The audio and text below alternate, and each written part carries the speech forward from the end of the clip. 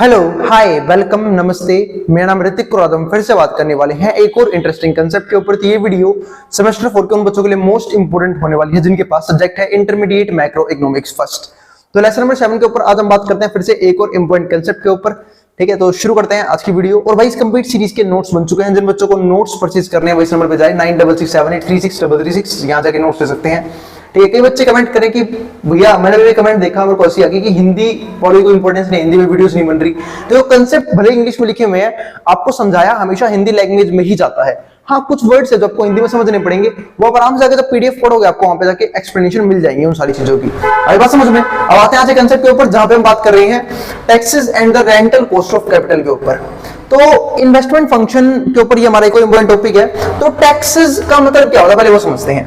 देखो, गवर्नमेंट जो है ना वो टैक्स लेती है हर एक चीज पे। जब हम इन्वेस्टमेंट करते हैं जब भी टैक्स लेती है, जब हम इन्वेस्टमेंट से उस पैसे को निकालते हैं जब भी टैक्स लेती है। हमारी इनकम पे टैक्स लगता है, कॉर्पोरेट इनकम पे भी टैक्स लगता है, कॉर्पोरेट प्रॉफिट पे भी टैक्स लगता है।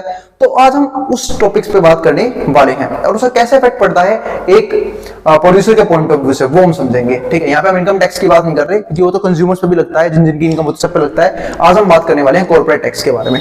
तो यहाँ समझते हैं। तो taxes and the rental cost of capital, यानी कि टैक्स का क्या रिलेशन है रेंटल कॉस्ट ऑफ कैपिटल से। उम्मीद है सबको पता होगा रेंटल कॉस्ट ऑफ कैपिटल क्या होती है। जब भी कोई नया कैपिटल इंट्रोड्यूस करवाया जाता है उसमें जो खर्चा होता है उसको क्या बोलते हैं, रेंटल कॉस्ट ऑफ कैपिटल।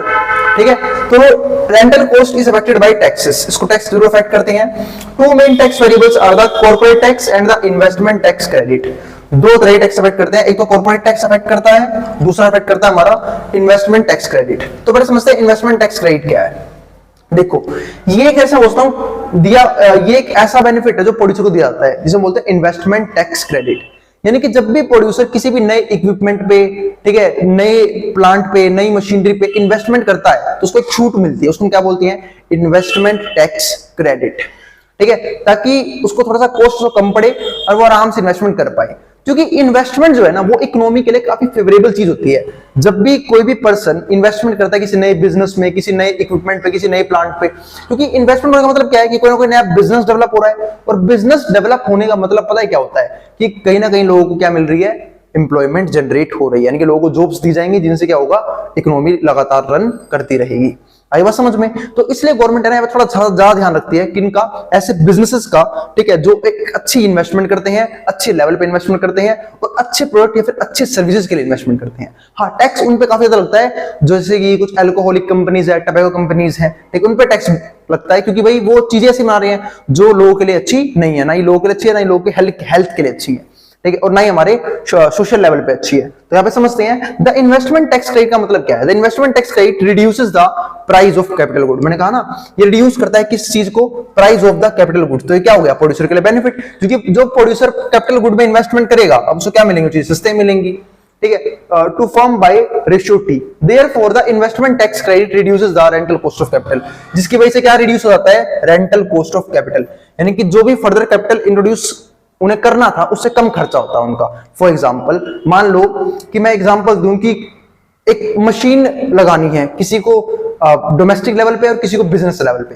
तो बिजनेस लेवल पे जो मशीन लगाएगा उसको क्या मिलेगा, वो चीप रेट पे मिलेगा, जिसकी वजह से उसका कुछ खर्चा जो है वो बच जाएगा। तो रेंटल कॉस्ट ऑफ जो है वो क्या हो जाएगी, अपने आप ही कम आ जाएगी। ठीक है, फिर जो हमारा दूसरा पॉइंट है वो क्या है, corporate income tax. Corporate income tax क्या होता है, ठीक है, तो अब वो समझेंगे हम, और ये कैसे काम करता है वो भी समझेंगे। तो ध्यान रखना, कॉर्पोरेट इनकम टैक्स कभी भी है ना desired capital, desired stock of capital को कभी भी अफेक्ट नहीं करता है। तो corporate income tax does not affect the desired stock of capital. Firm will equate after tax value of MP. तो फर्म जो है ना दो चीजों को इक्वेट करती है, किन दो चीजों को, एक तो एमपीके क्या था हमारा, मार्जिनल प्रोडक्टिविटी ऑफ कैपिटल, यानी कि जो भी नया कैपिटल लगाया गया है उससे कितना फालतू पैसा जनरेट हो रहा है। ठीक है, तो tax value of MPK with the after tax rental cost of the capital, यानी कि पहले क्या निकालते हैं, after tax rental cost of capital और आफ्टर टैक्स एमपीके, और दोनों को इक्वेट करते हैं ये एंश्योर करने के लिए that the marginal contribution of capital, कि जो नया कैपिटल है ना वो अपना एक प्रॉपर मार्जिन अपना रोल प्ले कर रहा है। ऐसा ना हो कि मैंने कोई नया कैपिटल इंट्रोड्यूस करवाया है लेकिन उसका बिजनेस में कोई भी रोल ही नहीं है, मतलब नया प्रॉफिट दिखाई ही नहीं दे रहा। सपोज करो कि कोई भी बिजनेस अगर कोई भी नया प्लांट लगाएगी, ठीक है, नई ब्रांच बनाएगी, तो उसे नया प्रॉफिट भी तो जनरेट होना चाहिए ना। अगर मान लो उसे प्रॉफिट नहीं बढ़ रहा है तो क्या फायदा उस ब्रांच को लगाने का। आई बात समझ में? मतलब जब भी हम कोई एडिशनल खर्चा कर रहे हैं बिजनेस के अंदर, नया कैपिटल लेके आ रहे हैं बिजनेस के अंदर, तो प्रोड्यूसर की सोच क्या होगी कि मेरे को कम से कम प्रॉफिट और बढ़े मेरा प्रॉफिट। अगर प्रॉफिट नहीं बढ़ रहा है तो इसका मतलब वो कैपिटल लगाने का, उस प्लांट को बनाने का, उस इक्विपमेंट को लेके आने का कोई बेनिफिट नहीं था उस बिजनेस के अंदर। आई बात समझ में? तो ये इंश्योर करने के लिए कि जो marginal contribution of capital to profits is equal to the marginal cost of the using it, उसे वो बराबर है मार्जिनल कॉस्ट उसको यूज करने के। ठीक है, फिर हमारे पास क्या आता है? Corporate tax. Corporate tax has impact that interest payment. Corporate tax का इंपैक्ट किसमें पड़ता है? इंटरेस्ट पेमेंट पे। आर डेटेड फ्रॉम द फर्म्स इनकम। मतलब सबसे पहले ना हम जो इंटरेस्ट पेमेंट करनी होती है, इंटरेस्ट पेमेंट यानी कि जब भी फर्म ने लोन ले रखा है, ठीक है, तो उस पर जो इंटरेस्ट आता है ना, तो उसको हम टैक्स कैलकुलेट करने से पहले ही डिडक्ट कर देते हैं। तो यहाँ पे वही लिखा हुआ है, corporate tax has impact that interest payments are deducted from the firm's income. पहले फर्म की माइनस करते हैं before its tax are calculated, जिससे पहले की टैक्स कैलकुलेट हो। इससे बेनिफिट होता है फर्म को। ठीक है, सपोज करो मैं आपको एग्जांपल देता हूं कि फर्म की जो इनकम थी वो मान लेते हैं वो है 1 लाख, प्रॉफिट 1 लाख है। अब जो प्रॉफिट 1 लाख है इस पे मैं 10% निकाल लूं, ठीक है, तो टैक्स चला जाएगा कितना? टैक्स चला गया हमारा, मान लो 10% चला गया 10,000। मैं सिर्फ एक वैल्यू ले रहा हूं, 10,000 चला गया टैक्स। ठीक है, लेकिन सपोज करो 1 लाख में से 50,000 रुपए क्या जाना है? इंटरेस्ट जाना है। ठीक है, अब बच गया उसके पास 90,000। वो 90,000 में से इंटरेस्ट देगा तो उसे महंगा पड़ेगा, क्योंकि 90,000 में से मान लो 50,000 इंटरेस्ट गया तो कितना बचा? सिर्फ 40,000 रुपए बचे। कितने बचे? 40,000 रुपए बचे। लेकिन होता क्या है, गवर्नमेंट कहते हैं कि तुम पहले अपना वो भर लो रेट ऑफ इंटरेस्ट और बाद में टैक्स पे कर देना। अब सपोज करो 1 लाख रुपए की प्रॉफिट है, इंटरेस्ट पहले भर रहे हैं, तो इंटरेस्ट भर दिया 50,000 रुपए। कितना बचा मेरे पास? 50,000 रुपए। अब 50,000 रुपए में से मैं 10% क्या दूंगा यहाँ पे गवर्नमेंट को? टैक्स। तो 0 0 गई। कितना टैक्स देना पड़ रहा है मुझे? सिर्फ 5,000 रुपए। कितना पैसा बचा? 45,000 रुपए। फर्क है ना, है या नहीं है प्रोड्यूसर के लिए? बहुत बड़ा फर्क है। ये तो मैं सिर्फ आपको 1 लाख के पॉइंट ऑफ व्यू दिखा रहा हूं, तब जाके 5,000 रुपए का फर्क पड़ गया कि जब भी गवर्नमेंट टैक्स इंटरेस्ट रेट को पहले माइनस करवा देती है तो प्रोड्यूसर को बेनिफिट होता है। ठीक है, और बाद में टैक्स कैलकुलेट करती है। तो बेनिफिट मैंने आपको दिखा दिया कि जब 1 लाख रुपए का प्रॉफिट था, मैंने पहले क्या किया? 10% टैक्स भरवा दिया, 10,000 रुपए, तो 90,000 बच गए उसके पास। और 90,000 में से 50,000 रुपए क्या देगा एज ए इंटरेस्ट? तो कितना बचा? सिर्फ 40,000 प्रॉफिट। लेकिन यहाँ देखो, पहले मैंने इंटरेस्ट पे कर दिया 50,000 रुपए, अब बच गया 50,000 रुपए। अब कम अमाउंट पर टैक्स देना पड़ रहा है ना मुझे।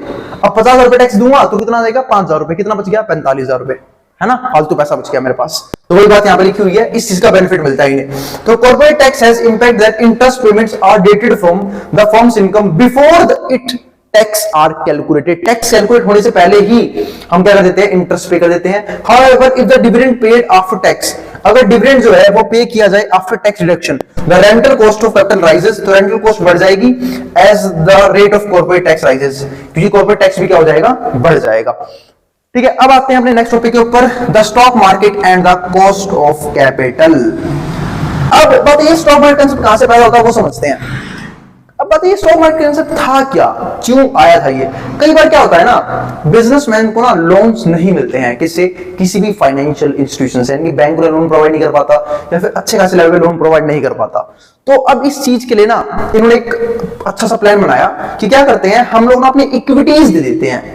इक्विटी का मतलब क्या होता है? अपना हिस्सा दे देते हैं कंपनीज का। आप सबको पता है कि शेयर मार्केट में हम कंपनियों के शेयर्स खरीद सकते हैं, और शेयर खरीदने का क्या है कि उनके कंपनी का हिस्सेदार बन सकते हैं, यानी इक्विटीज ले सकते हैं। ठीक है, सपोज करो किसी को रिलायंस इंडस्ट्रीज पसंद है तो उसके शेयर ले सकता है, किसी को टाटा मोटर्स पसंद है उसके शेयर ले सकता है, ठीक है, किसी को टाटा पावर पसंद है उसके शेयर ले सकता है। आई बात समझ में? तो हर एक कंपनी के मतलब जिनके शेयर लिस्टेड हैं इंडियन स्टॉक मार्केट में, एनएससी के अंदर या फिर क्या नाम है सेंसेक्स के अंदर, वहां पे जाओ, वहां शेयर परचेज कर सकते हो। तो ये एक अच्छा तरीका बन गया कंपनीज के लिए पैसा उठाने का। कहां से? आम लोगों से पैसा लेने का। और बदले में आम लोगों को क्या मिलेगा? आम लोगों को मिलेगा डिविडेंड, यानी कि प्रॉफिट का हिस्सा, और साथ साथ जब उनके शेयर का प्राइस ऊपर जाएगा तो उनका कैपिटल गेन भी होगा, यानी कि उनका पैसा भी बढ़ेगा। आई बात समझ में? तो ये दो तरह के बेनिफिट मिलते हैं लोगों को भी। तो यहां पे समझते हैं the stock market and the cost of capital. A firm raise funds from the share market. तो जो फर्म है ना वो कहां से पैसा उठाती है? फर्म उठाते हैं कहां से? शेयर मार्केट से भी, by selling shares and equity. क्या शेयर करके? सेलिंग शेयर्स को और इक्विटी को बेच के। पीपल बाय दो शेयर्स, पीपल वो शेयर्स बेच, बाय दो shares and equity expecting a return, ताकि उन्हें क्या मिल सके? एक रिटर्न मिल सके, अच्छा रिटर्न मिल सके from the in the form of dividend. एक तो डिविडेंड की फॉर्म में, डिविडेंड का मतलब क्या होता है? प्रॉफिट का हिस्सा को हम क्या बोलते हैं? डिविडेंड बोलते हैं।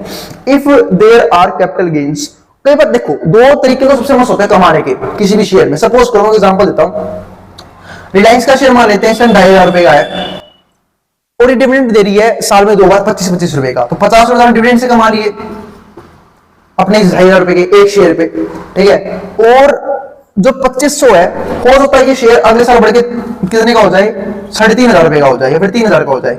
तो जो ये शेयर प्राइस बढ़ा है, यानी कि अब जो आप इसे शेयर को बेचोगे तो बिकेगा 3,500 रुपए में, यानी कि जो 1,000 रुपए बढ़ा, ये क्या है, कैपिटल गेन। तो डिविडेंड अलग से मिल रहा है और जो शेयर प्राइस बढ़ रहा है उसी की मतलब से मिल रही है। फॉर एग्जाम्पल, जब हम रियल एस्टेट में पैसा इन्वेस्ट करते हैं या फिर घर वगैरह बनाते हैं, उसमें क्या होता है, या तो उसे रेंट दे सकते हैं, तो रेंटल इनकम अलग होती है, और जब उस प्रॉपर्टी की वैल्यूज बढ़ती हैं वो पैसा अलग होता है। सेम ऐसे शेयर मार्केट में होता है, कंपनी अगर अच्छी है तो उसके शेयर की वैल्यू लगातार बढ़ती रहती है, क्योंकि वो लगातार डिमांड में रहेगा, और जब डिमांड में रहेगा तो क्या होगा, प्राइस ऊपर जाएंगे। जैसे जैसे कंपनी की वैल्यूएशन बढ़ेगी, प्राइस ऊपर जाएंगे, तो आपको 2 तरह के बेनिफिट मिलते हैं, तो शेयर प्राइस के बढ़ने का, दूसरा टाइम टू टाइम आपको मिलता रहेगा, डिविडेंड मिलता रहेगा। बहुत सी कंपनीज है जो डिविडेंड पे करते हैं, इन्फोसिस, आईटीसी, ठीक है, बहुत सी कंपनीज हैं, और शेयर प्राइस तो लगातार बढ़ता ही रहता है अगर कंपनी अच्छी है तो, ठीक है। तो यही बात यहाँ पे लिखी हुई थी। उसके बाद क्या था हमारा, when prices of shares are is high, अगर मान लो शेयर की प्राइस क्या है, काफी हाई है, जैसे अभी रिलायंस का मैंने प्राइस दिखाया 2,500 रुपए, जो कि इससे ऊपर ही चल रहा होगा इस टाइम मार्केट में, 3,000 रुपए के आसपास है। when prices of the shares is high, अगर प्राइसेस जो है शेयर के हाई है, a company can raise a lot of money by selling few shares, मतलब कंपनी सिर्फ कुछ स्टॉक्स को बेच के अच्छा खासा पैसा उठा सकती है अगर उसके शेयर की वैल्यूएशन काफी ज्यादा है तो। फॉर एग्जांपल, मैं कंपनी बताता हूं एमआरएफ, इसका शेयर सर्च कर रहा हूं, इसका एक शेयर इंडिया में सबसे महंगा शेयर यही है, 1 लाख के आसपास का है। आई बात समझ में कि एक सिंगल शेयर 1 लाख के आसपास का है। अगर कंपनी को अगर मान लो 1 करोड़ का फंड रेज करना है, बस 100 शेयर बेच दे, 1 करोड़ का फंड रेज हो गया। आई बात समझ में, तो ये होता है अगर शेयर की वैल्यूएशन काफी ज्यादा हाई है तो। आई बात समझ में। और अगर शेयर की वैल्यू काफी ज्यादा लो है तो कंपनी को बहुत ज्यादा शेयर बेचने पड़ते हैं एक अच्छा खासा अमाउंट का लेने में, कंपेरेबल बाकी कंपनियों के हिसाब से, ठीक है। एक सिंपल सी बात है, मैं आपको एग्जांपल दूं, अगर मान लो कोई किसी कंपनी का शेयर 500 रुपए का है, किसी का 2,500 रुपए का है, तो इसको सिर्फ अगर मान लो इसको उठाने हैं कितने, 25,000 रुपए उठाने हैं सपोज करो, तो बस 10 शेयर बेचेगा। एग्जांपल लिया मैंने सर, 25,000 तो कुछ नहीं होता कंपनीज के लिए, पर फिर भी 10 शेयर बेच के 25,000 इसको मिल जाएंगे। लेकिन अगर इसको 25,000 से इसको कितने शेयर बेचने पड़ेंगे, 50, है ना, 5 में 25, हाँ ठीक है, 50 शेयर बेचने पड़ेंगे। आई बात समझ में। तो देख रहे हो, शेयर अगर शेयर प्राइस कम है तो शेयर फालतू बेचने पड़ेंगे सेम अमाउंट रेज करने के लिए, और शेयर प्राइस बहुत ज्यादा है तो कम शेयर बेचने पड़ते हैं उतना पैसा रेज करने के लिए। तो we expect corporations to more willing to sell equity to finance investment, ठीक है। क्योंकि जो कॉर्पोरेशन है, हम एक्सपेक्ट करते हैं कॉर्पोरेशंस को कि वो ज्यादा अपने शेयर्स को सेल करे ताकि वो फाइनेंस को गेन कर सके। We more willing to sell equities to finance investment when the stock market is high than the it's low. और ऐसा कब होता है, जब स्टॉक मार्केट क्या हो, लगातार हाई पे जा रही हो। क्योंकि जब स्टॉक मार्केट में बुल रन होता है तो सबके सब लोग अपना पैसा वहां पे लगाने की पूरी कोशिश करते हैं, क्योंकि उन्हें पता है कि जो मर्जी खरीद लो, जब बुल रन है तो सबका सब क्या होगा, ऊपर जाएगा, ठीक है। इसके बाद क्या आता है, नोट में क्या लिखा हुआ है, cost of equity capital is measured by ratio of firm's dividend.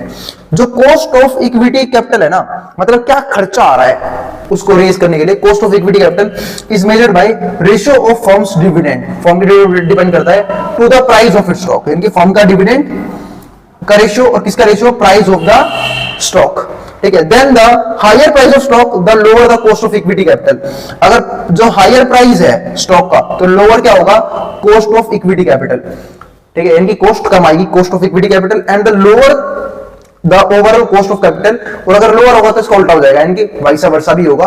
तो एक सिंपल सी बात है, अगर हाई प्राइस है शेयर का तो लोअर कॉस्ट होगी, लो प्राइस है तो हायर कॉस्ट होगी, ठीक है। इसके बाद क्या है, तो overall cost of capital, hence it is said that booming stock market is good for investment। और इसलिए हम क्या कहते हैं कि जब भी मार्केट में बुल रन चल रहा है, यानी कि बूमिंग है, जैसे साइकिल होता है ना, बिजनेस साइकिल, एक बूम होता है, रिसेशन होता है, ठीक है, बूम और बर्स्ट बोलते हैं। जैसे कि 2008 में क्या आया था, क्राइसिस आया था, वो एक बर्स्ट था, यानी कि जब मार्केट में क्या आता है, करेक्शन आता है, एक बहुत बड़े पैमाने पर मार्केट गिर जाती है। आई बात समझ में, यानी कि 10%, 20%, 30%, 40% से कोविड में गिर गई थी, उसके बाद फिर एक राइज अप आया।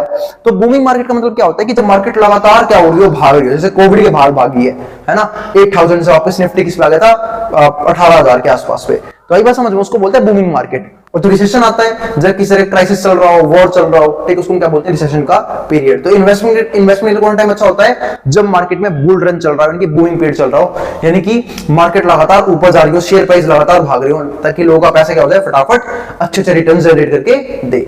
तो वो बात यहाँ पे की गई है। तो तब पीपल्स क्या अपना ज्यादा से ज्यादा पैसा इक्विटी मार्केट्स में इन्वॉल्व करते हैं।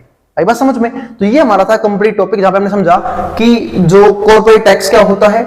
दूसरी बात हमने समझी कि स्टॉक मार्केट से जो प्रोड्यूसर्स है वो कैसे कैसे फंड को रेज कर सकते हैं और लोग क्यों पैसा लगाते हैं स्टॉक मार्केट के अंदर अपना।